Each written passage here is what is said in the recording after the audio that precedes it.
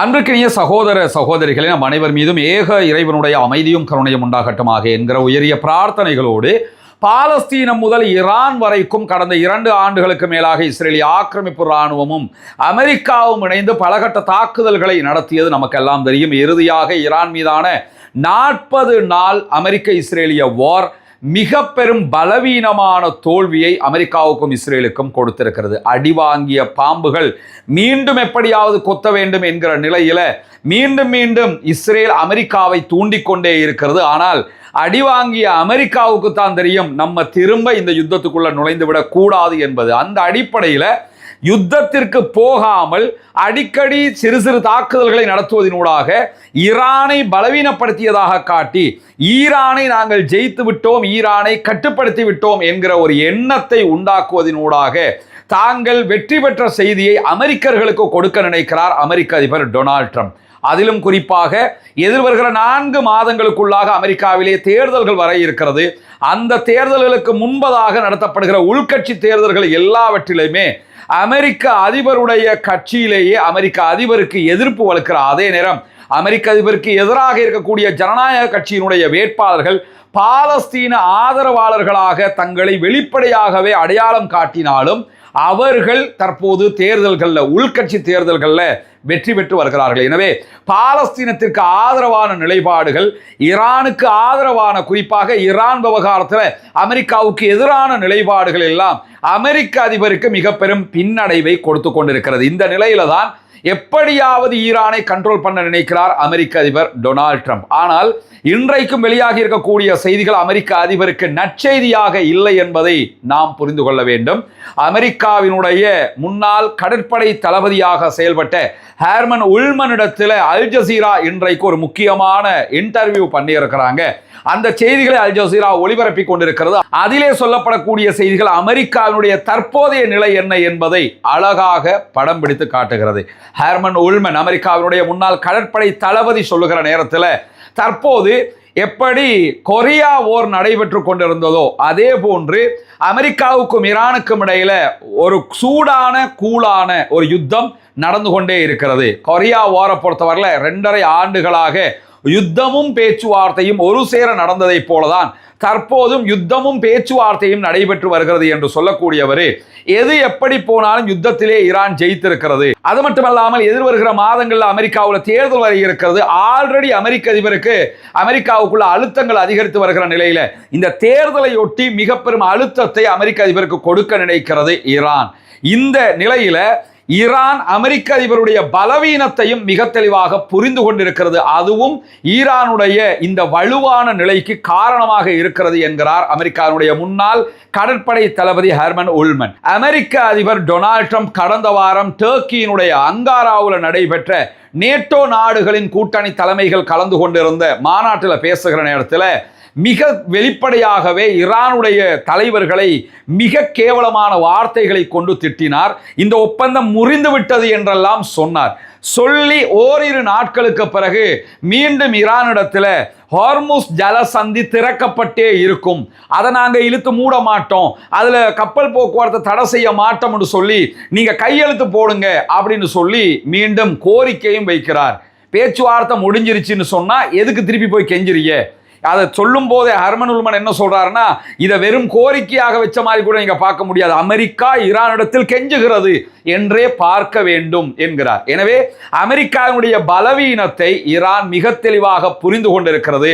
அதை பயன்படுத்தித்தான் ஈரான் தன்னுடைய இராணுவ வலிமையை நிலைநாட்டுவதற்கு முயல்கிறது என்கிறார் அமெரிக்காவினுடைய முன்னாள் கடற்படை தளபதி. இந்த நேரத்தில் இந்த சத்தியம் தொலைக்காட்சி என்று சொல்லி இருக்கிற குப்பையை பூரா செய்தியாக்குகிற ஒரு தொலைக்காட்சி தமிழ்நாட்டில் இருக்குது.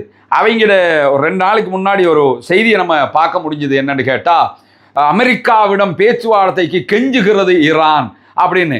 அமெரிக்காட்ட எந்த காலத்தில் ஈரான் பேச்சுவார்த்தைக்கு கெஞ்சுது? அமெரிக்கா தான் கெஞ்சுகிறது என்று அமெரிக்காவின் முன்னாள் கடற்படை தளபதியே இன்றைக்கு வெளிப்படையாக அல் ஜசீராவில் வந்து பேசிக்கிட்டு இருக்கிறாரு. ஆனால் ஈரான் கெஞ்சுகிறது அப்படின்னு சொல்லி தலைப்பு போட்டிருக்காங்க. உங்கள் ஆசையெல்லாம் அவன் பண்ணிக்கிட்டு இருக்க முடியுமா? உங்களுக்கு ஆசை, ஆனால் அவன் பண்ண மாட்டான்ல.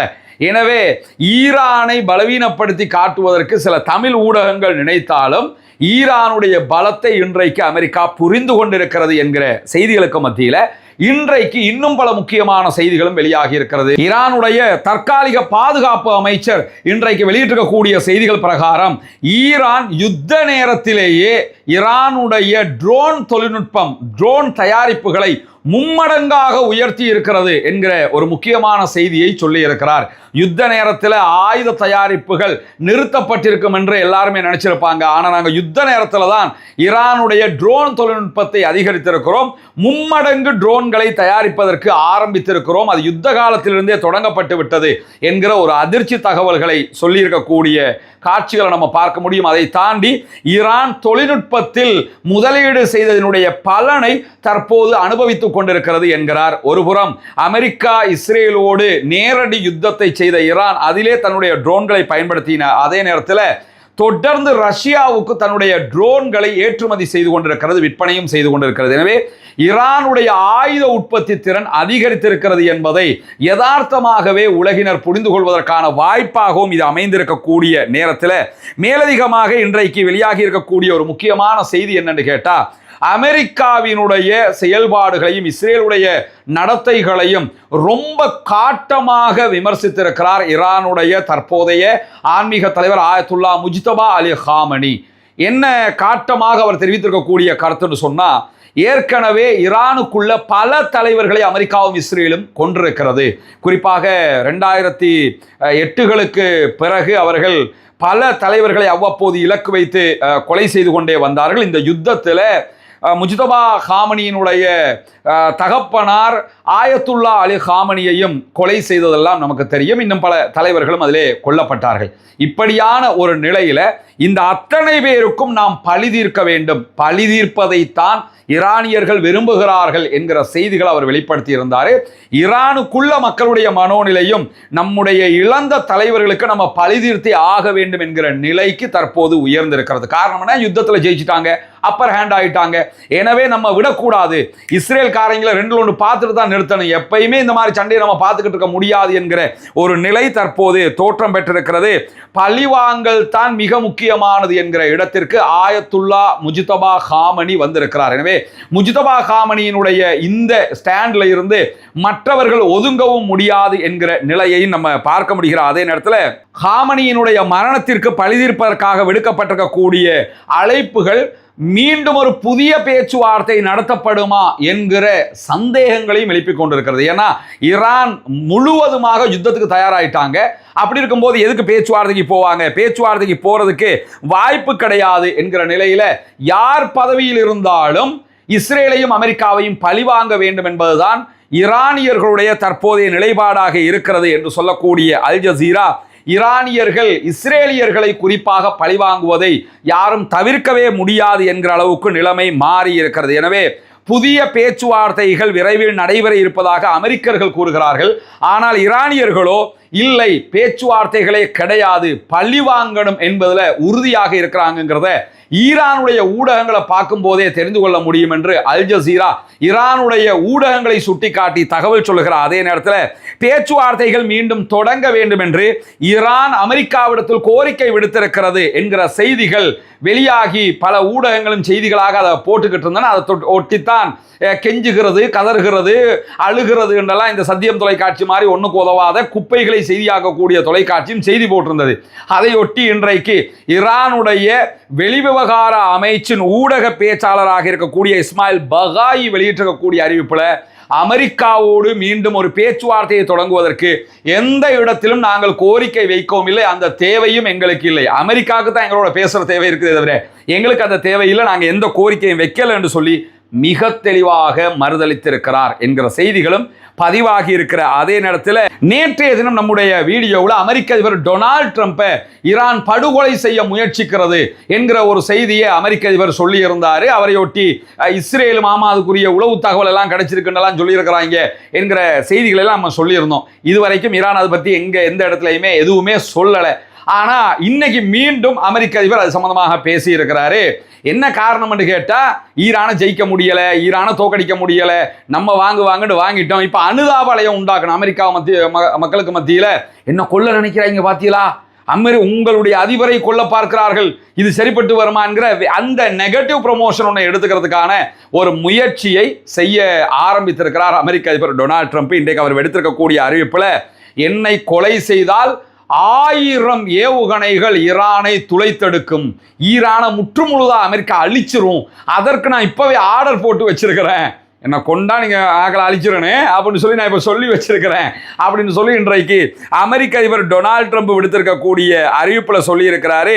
அவருடைய ட்ரூத் சோஷியல் பக்கத்தில் அவர் விடுத்திருக்கக்கூடிய அறிவிப்பில் என்ன சொல்றாருன்னு கேட்டா, எங்களுடைய ராணுவம் ஈரான் பக்கம் ஏவுகணைகளை திருப்பி வைத்திருக்கிறது, ஒரே நேரத்தில் 1000 ஏவுகணைகள் ஈரானுக்கு சென்று தாக்குதல்களை நடத்தும், நான் செத்துட்டேன் அல்லது என்னை கொலை செய்ய முயற்சித்தார்கள் என்கிற தகவல் கிடைச்சாலே போதும், அமெரிக்க ராணுவம் 1 வருஷத்துக்கு தொடர்ந்து ஈரான் மேல குண்டு போடும் என்கிற விதமான தகவல்களை அவர் வெளியிட்டிருக்கக்கூடிய செய்திகளை பார்க்க முடியும். அமெரிக்க அதிபரை பொறுத்தவரையில அவர் சீரியஸா சொன்னாலே சிரிக்கிறாங்க, இப்ப சிரிப்பு காட்டுற மாதிரி சொல்லும் போது சீரியஸா பார்ப்பாங்களாங்கிற கேள்விகள் இருக்கிறது. அவரை பற்றி உலகமே மிக தெளிவாக புரிந்து கொண்டிருக்கக்கூடிய நிலையில தான் இந்த செய்திகளை அவர் வெளியிட்டிருக்கக்கூடிய நேரத்தில் இன்றைக்கு ஈரானுக்கான ஐநாவினுடைய தூதுவர் விடுத்திருக்கக்கூடிய அறிவிப்பில், அமெரிக்காவினுடைய யுத்த நிறுத்த மீறல்கள் தொடர்ந்தால் நாங்கள் அமெரிக்காவோடு செய்து கொண்ட ஒப்பந்தத்தை துளியும் மதிக்க மாட்டோம், தூக்கி குப்பையில் வீசி விடுவோம் என்கிற செய்தியை உறுதிபட தெரிவித்திருக்கிறார். அமெரிக்காவுடைய தாக்குதல்கள் நிறுத்தப்பட வேண்டும். ஆல்ரெடி ஈரானுடைய சில தீவுகளில் அமெரிக்கா தாக்குதல்களை நடத்தியது.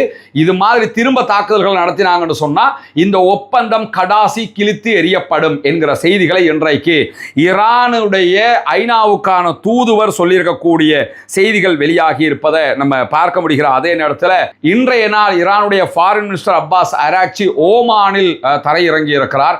ஓமானுக்கு அவசரமாக பயணம் மேற்கொண்டிருக்கிறாரு.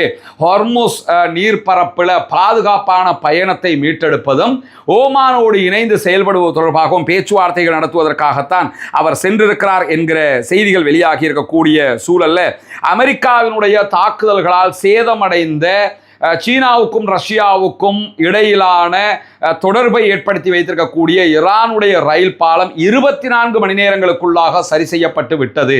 எனவே பயணம் வளமை போன்று மேற்கொள்ளப்படுகிறது என்கிற செய்திகளையும் இன்றைக்கு ஈரான் விடுத்திருக்கக்கூடிய செய்திகளாக நம்ம பார்க்க முடியும். எனவே ஈரான் தொடர்ந்து தன்னுடைய பலத்தை நிலைநிறுத்துவதற்கு முழுமையான தயாரிப்போடு இருக்கிறது. தேவைப்பட்டால் நேரடி முழு யுத்தத்திற்கு நாங்கள் செல்வதற்கு தயார் என்கிற நிலையில் தான் ஈரான் இருக்கிறது என்பதை நம்ம புரிந்து கொள்ள முடிகிறது. தொடர்ந்தும் ஈரான் தொடர்பாகவும் மத்திய கிழக்கு தொடர்பான செய்திகளையும் எதிர்பாருங்கள். வரக்கூடிய உண்மை செய்திகளை உடனுக்குடன் உங்களுக்கு கொண்டு வந்து தருவதற்கு தயாராக இருக்கும்.